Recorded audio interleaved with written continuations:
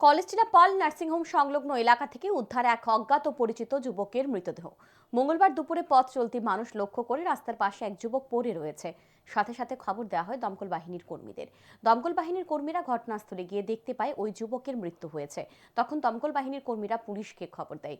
পূর্ব আগরতলা থানার পুলিশ দ্রুত ঘটনাস্থলে ছুটে যায়। পূর্ব আগরতলা থানার এক পুলিশ অফিসার জানান, মৃত যুবকের পরিচয় জানা যায়নি, তবে এক ব্যক্তি জানিয়েছে মৃত যুবকের বাড়ি প্রতাপগড়ের দিকে। তাই প্রতাপগড় এলাকায় খোঁজ খবর নেওয়া হচ্ছে। পুলিশ মৃতদেহ উদ্ধার করে ময়নাতদন্তের জন্য আপাতত হাসপাতালে নিয়ে যায়।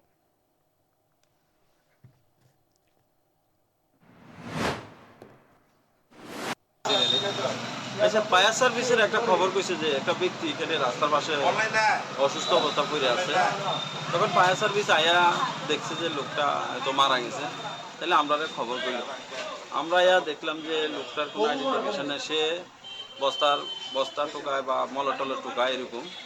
তো এখানে লোকাল যারা গেল, সে একটা গেটের সামনে দুপুর 12টার থেকে বয়ে রয়েছে, মানে অসুস্থ ভাবে। এরপরে আস্তে আস্তে শুয়ে গেছে।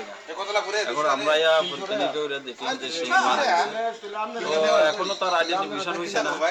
তবে একটা ব্যক্তি কইছে তার বাড়ি প্রতাপগঞ্জ। আমরা ওইখানে খোঁজ খবর করে দেখি তার বাড়ি কি।